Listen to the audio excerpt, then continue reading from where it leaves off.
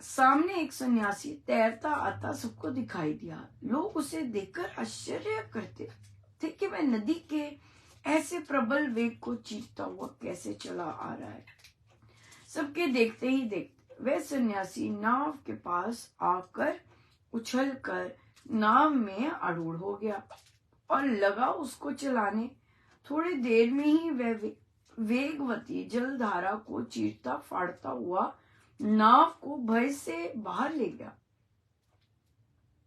जब नौका परले किनारे जा लगी तो उसमें आरूढ़ सभी सज्जनों ने सन्यासी के साहस की, चतुरता की, कौशल की और असाधारण बल की बहुत ही प्रशंसा की और उसे कहा, महात्मन, आप हमारे प्राणदाता हैं। ऐसे संकट संकुल समय में यदि आप सहायक न होते तो हमारा यह बेड़ा मझधार में ही डूब जाता। लोगों का ऐसा कथन सुनकर उस सन्यासी ने कहा, सज्जनों, मैं तो इस किनारे बैठा हुआ सावित्री की साधना कर रहा था, परंतु अचानक मेरी दृष्टि बंद हो गई। तब मुझे ऐसा दिखाई दिया कि मनुष्यों से भरी हुई नाव जल में डूबने लगी है। ये देखते ही मैंने आंखें खोली और आगा पीछा देखे बिना ही मैं नदी में कूद पड़ा। यह तो भगवान की लीला है कि नाव के इस किनारे आ लगने और आपके बच जाने का निमित्त मैं बन गया हूँ। वास्तव में बेड़ा पार करने वाला तो नारायण आप ही है। वही विघ्न विनाशक, पाप हारक, संकट निवारक तथा भक्त जन तारक है। उपासक जनों की ऐसी धारणा और श्रद्धा हुआ करती है।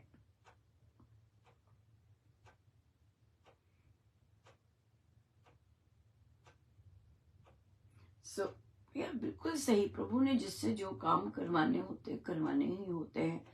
उसका कोई जितना मर्जी कुछ भी कर ले, कुछ नहीं कोई कर सकता। प्रभु ने जिसको निमित्त बनाना है उसके अंदर अपनी शक्ति देके काम करवाने, वे करवाते रहते हैं। और बात यह है कि जिनसे वे करवाते हैं वो डेफिनेटली उनको पूरा होता है कि ये मैं नहीं कर सकता, ये प्रभु ने करवाया है, इस तरह का आभास पूर्ण रूप से होता है।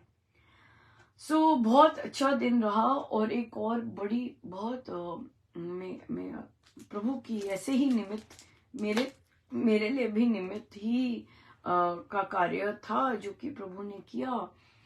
यूजुअली मैं ईमेल पे बात करती हूँ और ईमेल पे बात करके जो भी जैसे भी कोई जैसे पीछे कितनों ने जैसे भी लिखा, पर उसके बाद शांत होके अपना ईमेल पे किया।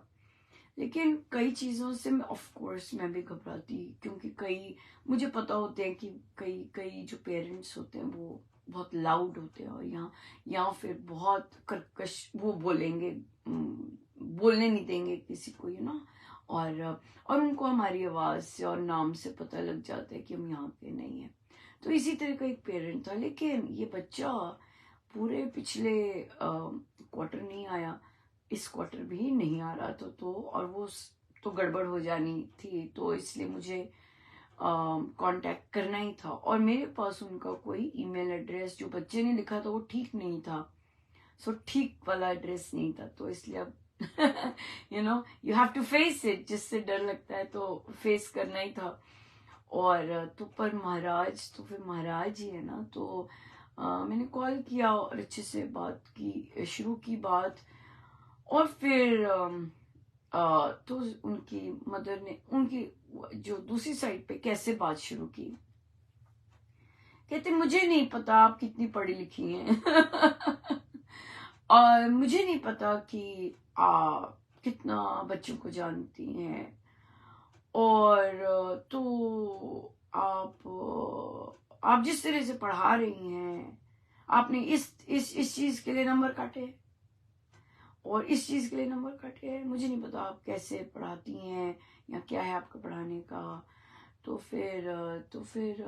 तो मैंने उन्हें बोलने दिया। मैंने इस चीज पे आंसर करना ठीक नहीं समझा। तो मैंने सीधा मुद्दे पे, ये महाराज की बहुत कृपा है कि जो मुद्दा है, जो फोकस है, वो नहीं लूज करते हुए, तो बड़ी कृपा वहां पे हो जाती है कि जब बातचीत हो रही है तो यू आर फोकस कि आपने बात क्या करनी है, राइट। तो बात थी कि भाई वो आ नहीं रहा क्लास में। नहीं, फिर वो मुझे सजेशन देने लग गई कि देखिए, सारी चीज काली और सफेद ही नहीं होती है, वो बीच में ग्रे भी होता है, वहां पे निकल आता है। आप मुझे, वो क्लास में आए, मुझे इससे इम्पोर्टेंट नहीं है, आप मुझे बताइए वो पास कैसे करेंगी आप उसे। इनका अच्छा। तुमने कहा, मैंने उन्हें नहीं बोला तो, और ना ही मैं गर्म तो हो ही नहीं रही थी, क्योंकि मैं सुन रही थी उनको बड़े इंटेंट, और वो मुझे बोलने नहीं दे रही थी, राइट। तो भाई तो बोले कि मैंने कहा भाई देखिए, मैंने उसकी निकाली, मैंने कहा देखो 10 असाइनमेंट है, उसमें से उसने 4 की हैं और 6 में वो एब्सेंट है, और क्योंकि वो खेलता है तो उसके लिए गया था, टीम के लिए, तो मैं उसे जब भी गया था तो मैंने एग्जाम्प्ट कर दूंगी, ठीक है ना। और बाकी देखते हैं कैसे होता है। तो फिर कहती हैं नहीं, आप मुझे बताइए कि बार बार वे यही बोले कि क्लास में आने का उसका कोई मतलब नहीं है। तो फिर जब वो चुप हुई थोड़ी देर के लिए, कुछ पल के लिए, तो फिर मैंने कहा कि देखिए, हमारे को तो बहुत स्ट्रिक्ट इंस्ट्रक्शंस है, दूसरी कक्षाओं से बच्चे हमारे क्लास में बैठ नहीं सकते। तो अगर वो स्कूल में होता है, उसने मेरे से तो कोई परमिशन नहीं ली, कहाँ बैठता है मुझे तो नहीं पता, और दूसरे भी नहीं रख सकते क्योंकि हमें तो बहुत स्ट्रिक्ट इंस्ट्रक्शंस आई हैं। और तो इसलिए ये तो फिर अनलॉफुल हुई बात कि वो यहाँ पे, फिर आई, फिर उन्होंने किया कि देखिए, आपने जाना है कि वो क्यों आपकी क्लास मिस करता है, क्यों आपकी क्लास में नहीं बैठना चाहता, आपने कभी जानने की। मैंने कहा बहुत अच्छी बात आपने की, आपने बिल्कुल ठीक बात की। तो ऐसा करते हैं, जब वह आएगा जब वह आएगा तो मैं अब उसके साथ बैठ के बात करूंगी कि भाई क्या हुआ भाई, हाँ। और फिर जब वो आना शुरू करेगा, और फिर जब वो काम करना शुरू करेगा, तब उसके नंबर लगेंगे। तो महाराज बहुत अच्छा रहा, और कि भाई वो आएगा तो नंबर लगेंगे, नहीं आएगा तो नहीं नंबर लगेंगे, राइट। सो इसलिए तो फिर उन्हें लगा कि ये फिर उसी पे आ गई है, तो वहां पे वे, और अच्छा बीच में मुझे वो भी की, थोड़ा सा हल्का सा वो भी मारा कि हम, अगर नहीं बनता, अगर वो नहीं होता पास, तो हम एडमिन को देखेंगे। मैंने कहा हाँ, उनको बिल्कुल देखेंगे, बिल्कुल। सो मैंने कहा हाँ करेंगे, ठीक, पहले वो आता है फिर हम बात करते हैं। तो मैंने उनसे ले लिया ईमेल, क्योंकि वो मेरा प्रॉपर डॉक्यूमेंटेशन है, ईमेल लेना। तो और तो फिर वो आ गया, उसकी मम्मा ने टेक्स्ट किया कि भाई जा भाई, उसने मुझे कॉल किया है, और आके बैठा, और वो बहुत तेज है लड़का, बड़ा शार्प है। मैंने कहा देख, तुम बहुत शार्प हो, नॉर्मल लोगों से बहुत ज्यादा तेज हो, हाँ। और बड़े और क्रिस्प है, एकदम बात को पकड़ते हैं। तो मैंने कहा देखो, तुम्हें मुझे रिपीट करने की बात नहीं होगी, तुम्हें पता है पॉलिसी क्या है, ठीक है ना। अगर तुम नहीं आते, मैं तुम्हें काम नहीं दे सकती। अगर तुम एब्सेंट हो, कहते मैंने काम किया है, मैंने कहा देखो, तुमने साइन किया, क्या है, उसने साइन कर दिया हुआ है। इनका तुमने साइन किया है, हमने एक एक बात डिस्कस की है कि अगर तुम क्लास में नहीं हो, फेस टू फेस का क्या मतलब होता है, मेरे सामने यहाँ पे ऐसे बैठे हो, राइट। अगर तुम ऐसे नहीं बैठते तो फिर तुम्हारे नंबर नहीं लग सकते। अगर तुम बाहर हो तो तुम्हें नोट लाना पड़ेगा, सिंपल बात है। तो मैं इधर से हिल नहीं सकती। उससे कहा कि तुम इतने इंटेलिजेंट हो, तुम तो समझ गए सब कुछ मैं क्या कह रही हूँ, राइट। कहता हाँ। और मैंने कहा ये तो, और उसे कहा कि ये तो मैं अभी नहीं ले सकती, ग्रेड नहीं कर सकती, ये तब देखूंगी अगर तुम्हारा सारा का सारा खाता क्वार्टर ग्रेड तक बिल्कुल ठीक होगा, तब ये मैं इसको देखूंगी, अभी नहीं। अभी तुम क्लास में आओ, अटेंडेंस लो और काम करो और फिर जल्दी जाने जा, कोई प्रॉब्लम नहीं है मुझे अपनी अटेंडेंस चाहिए, तुम अपना काम दो। कहता ठीक है। फिर माता जी को चिट्ठी लिखी, ईमेल लिखी कि भाई वो आया था, हमने बात कर ली है, मूविंग फॉरवर्ड वो क्लास में आया करेगा, अटेंडेंस लगाया करेगा और हम उसकी एकेडमिक सक्सेस के लिए आगे बढ़ेंगे। और मैं महाराज का मैं क्या बताऊं आपको, क्योंकि वो सुनना और उनकी और वो लोग रेडी रहते हैं कि हम ऊंचा बोलेंगे, हम दूसरे को बोलने नहीं देंगे, और हम ये इस तरह से, और ये लोग कहाँ से आए हैं, पता नहीं इनको आता है हमारे पढ़ाना कि नहीं आता है। और तो फिर ठीक है भाई बैठो हम भी चलते हैं। और फिर उसकी फेवरेट जो एडमिन है उसको सीसी मारा, मैंने कहा तो लिखा कि वो आएगा।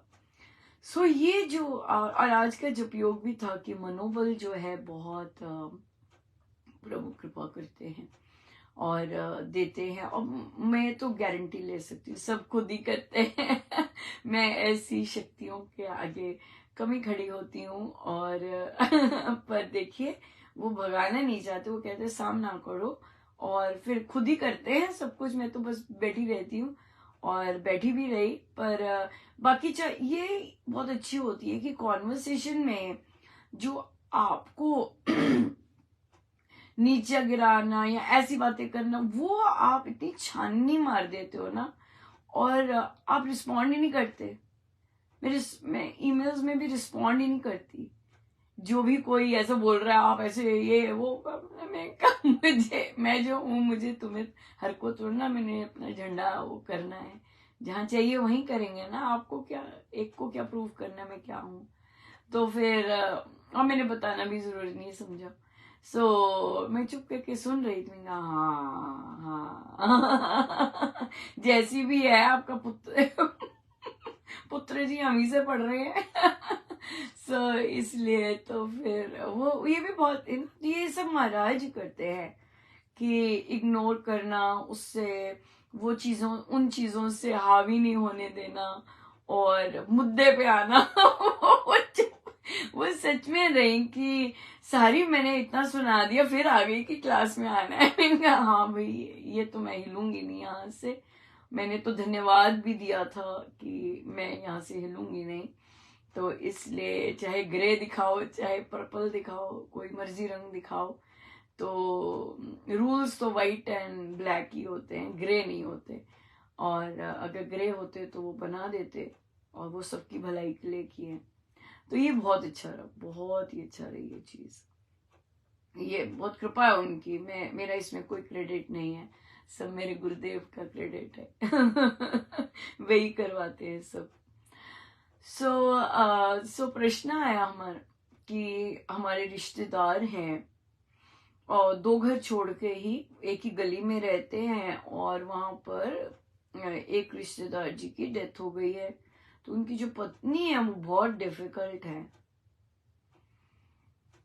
और वो पत्नी जो है, मतलब उन्होंने उनकी जो भी वहमी है, ये है वो है, मतलब बहुत ज्यादा वैसी हैं तो अब रिश्तेदारों ने कहा कि हम जो सादिका जी हैं वे उनके साथ रहेंगी कुछ दिन, क्योंकि वो अभी जाने की हालत में नहीं है कहीं, और उनकी तबीयत भी नहीं ठीक रहती है।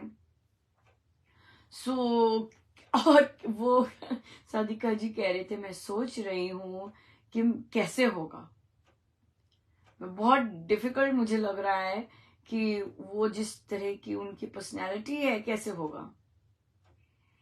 देखिए सबसे पहले तो अगर गुरुजनों की शिक्षाओं पे चलेंगे और चलते हैं और अपनी बुद्धि नहीं लेके आते, फिर तो सब कुछ संभव है। और महाराज ने कहा कि ऐसी जगह पे अंधे, बहरे और बुद्धि बंद करके जाते हैं, जाना ही ऐसे क्योंकि सेवा करने जा रहे हैं, राइट। वे अकेली हैं अब और उनकी हालत ठीक नहीं है, बच्चे अभी नहीं लेके जा सकते, वो जाना नहीं चाहती हैं अभी। वहां से तो इसलिए सेवा है। सेवा में तो आंख कान मुंह तो बंद होता ही होता है, वो बंद करना बहुत जरूरी है। अगर हम ऐसे करके काम करते हैं तो गुरुजन तो बहुत ज्यादा सहाय होते हैं, बहुत ही ज्यादा। हमने तो सिर्फ एक कदम लेना होता है, उनका कहना का ठानना होता है कि नहीं मैंने गुरुजनों का कहना मानना है, बस दैट्स इट। फिर तो प्रभु महाराज ने कहा एक दो दिन के पहले प्रवचन में कि आप जो मर्जी करो। वो प्रभु सब कुछ करते हैं, इतने कदम उछल के आते हैं, सारा सेटअप सब कुछ करते हैं। सो बहुत कृपा रही, और तो रहती है बहुत कृपा रहती है। सो इसलिए कठिनाई होती है महिलाओं को दो दो घर संभालने। मुझे नहीं पता कि अपना घर कैसे वो संभालेंगे, बट या दो दो घर संभालने आसान तो नहीं होता, कई महिलाएं कर रही होती हैं, बड़ा मुश्किल होता है। बट या अगर आंख कान वो सब बंद कर देते हैं तो, स्पेशली इस तरह की, यहाँ जो मानस रोग है, ये मानस रोग है ना, वहमी होना। वो कहते हम कुछ अगर टच भी करते हैं खाने के लिए, जैसे वो ऑफर करते हैं, अगर हम कुछ ले भी लेते हैं तो वो सारा का सारी डोंगा ही फेंक देती हैं, मतलब किसी का टच किया हुआ भी। तो अपने आप महाराज रास्ता बताते रहेंगे और काम बन जाता है, काम बहुत अच्छे बनता है। पर ऐसी जगहों पे जहां पर ये वहम और ये सब चीजें हैं, इवन जहां पर तोमते लगाते हैं, यहाँ की जो विवेक है वो बंद हुआ होता है। तो जहां विवेक बंद होता है ना, तो वहां ज्ञान नहीं देना होता। विवेक बंद में नहीं ज्ञान देते, क्यों? क्योंकि वहां तो ऑलरेडी बंद है, क्या समझाएंगे।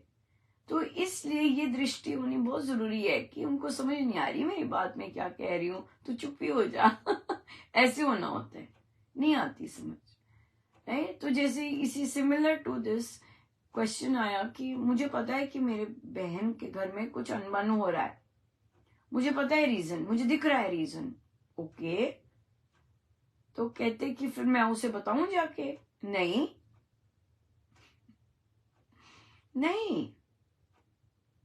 आप अपनी बहन के उसमें क्यों इंटरफेयर करेंगी? पर ये डिफरेंट अपना रिलेशनशिप भी होता है। पर जब तक बहन आपके पास आके बताती नहीं है कि ये प्रॉब्लम हो रही है, और फिर पूछती नहीं है, ये पूछना बहुत इंपॉर्टेंट है। जो अपने आप बताता है वो वहां तो अभिमान का साइन होता है, राइट। और जब अच्छा, कई बार हम अगला पूछ नहीं रहा होता, पूछता नहीं है, लेकिन फिर भी बार बार सोल्यूशन बोलता है, प्रॉब्लम बताता है, वो ऐसे कर रहे हैं, वो ऐसे कर रहे हैं, वो ऐसे कर रहे हैं। कई बार वो सिर्फ आपके साथ वेंट आउट करना चाहता है, सोल्यूशन नहीं चाहता। और जैसे ही आप मुख खोलते हैं सोल्यूशन के लिए, तो वो परेशान हो जाते हैं, और कॉन्फ्लिक्ट आपके साथ भी हो जाता है। सो इसलिए, और दूसरे भी ऐसे होते हैं, जैसे कि अगर कोई आपसे, किसी ने कुछ पूछा नहीं है, कुछ कहा नहीं है, अपने आप ही ज्ञान बांट रहे हैं, वो भी अभिमान का साइन है। क्यों बांट रहे हो? मैंने तो पूछा ही नहीं आपसे, मैंने तो कहा ही नहीं आपसे, राइट। तो ये चीजों का ध्यान रखना बहुत जरूरी है। तो इसी बात पे बड़ी इंटरेस्टिंग वार्तालाप हुई। तो मेरे पास एक सेक्शन आते हैं जिसमें पूरे हिस्पैनिक बच्चे आते हैं। आज एक बच्चा बैठा हुआ काम कर रहा था, वही बच्चा आपको याद होगा, बहुत ज्यादा गंदी गंदी बातें बोलता, और उसने क्रॉसेस पहन रखे हैं अपने गले में। बहुत चेंज आया उसमें, बहुत ज्यादा चेंज आया। तो अभी भी कुछ बोलता है तो मैं उसे याद दिला देती हूँ, गुस्सा नहीं होता। मैंने कहा तूने क्रॉस पहना है, कहता है सॉरी सॉरी सॉरी सॉरी, नहीं बोलता, फिर नहीं बोलता वैसी गंद बातें ना। तो मुझसे जी प्रश्न करने लग गया, मिस महाजन, अगर आपको पता चलता कि आपका बच्चा ड्रग्स करता है, ड्रिंक करता है, क्या करते आप?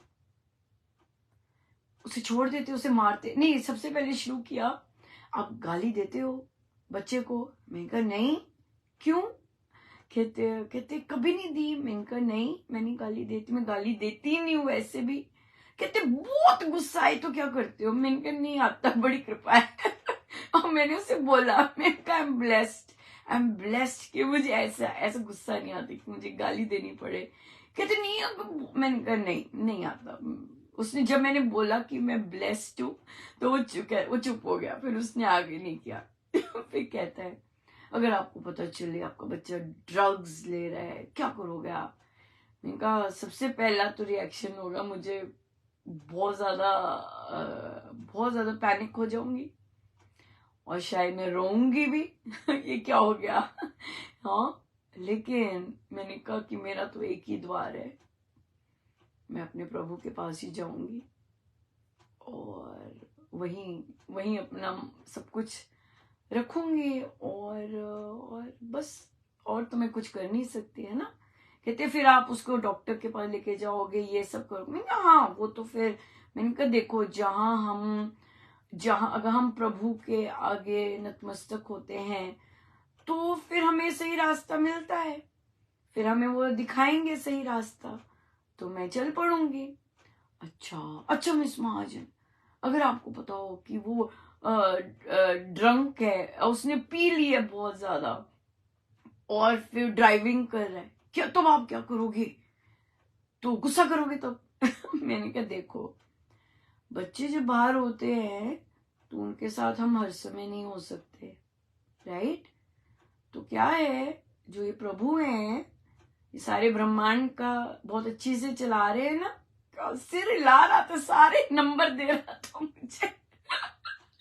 तो मैंने कहा कि देखो, तो सारे तो एक छोटे से बच्चे को भी जो उनके उनके श्री चरणों में है, उनको दे रखा है, उनका ध्यान नहीं रखेंगे मेरे बोलने से, या मैं हर समय थोड़ी ना हूँ बच्चे के साथ। उनका तो वो ध्यान रखेंगे ना। फिर कहता है देखो जरा, दिमाग उनके अपने सब चल रहे होते हैं और वो उनके आसपास या फैमिली में ऐसा सब कुछ हो रहा होता है ना, तब वो पूछते हैं। फिर उसने बोला, कहते हो अगर छोटी एज में प्रेग्नेंट हो जाए फिर? मैंने चुन चुन के प्रश्न लाया। मैंने कहा देखो, अब यहाँ तो बच्चे को समझाना ही है ना कि भाई जो चयन करोगे वो भरना खुद ही पड़ेगा। कहता हाँ। मैंने कहा फिर कोई कुछ तो उसे समझ होनी चाहिए ना कि भाई जैसा कर्म करोगे भरना तो खुद ही है फिर, है ना। मैं जो पीड़ा अपने कर्म करके होगी तो मैं उसको सपोर्ट तो दे सकती हूँ, पर मेरे को वो पीड़ा तो नहीं होगी ना, वो जो उसको हो रही होगी अपने कर्म करके। कहता हाँ। तो मैंने कहा इसलिए बॉटम लाइन क्या है कि अपने कर्म जो है ध्यान से करने चाहिए, सोच समझ के करने चाहिए, क्योंकि जो फल है उसका जो कॉन्सिक्वेंसेस है वो हमें ही भरना पड़ता है। कि तो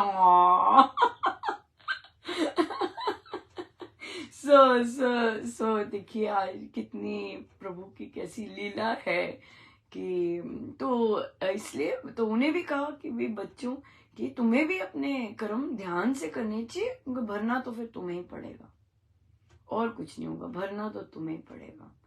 ये तो हाँ बिल्कुल सही है। सो देखिए कितने मजे दिलवाते हैं प्रभु, और काम पर भी ऐसी प्रभु की चर्चा चल रही, तो क्या भारी भरकम कृपा। सो गुरुजनों का बहुत बहुत धन्यवाद, बहुत बहुत धन्यवाद। आइए हम सीधे होके बैठे,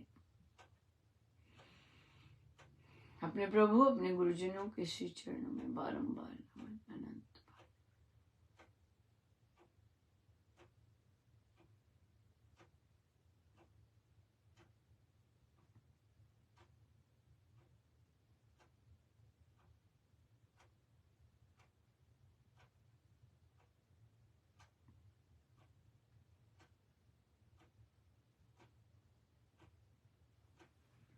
सब गुरुजनों का उनके श्री चरणों में जय जय राम।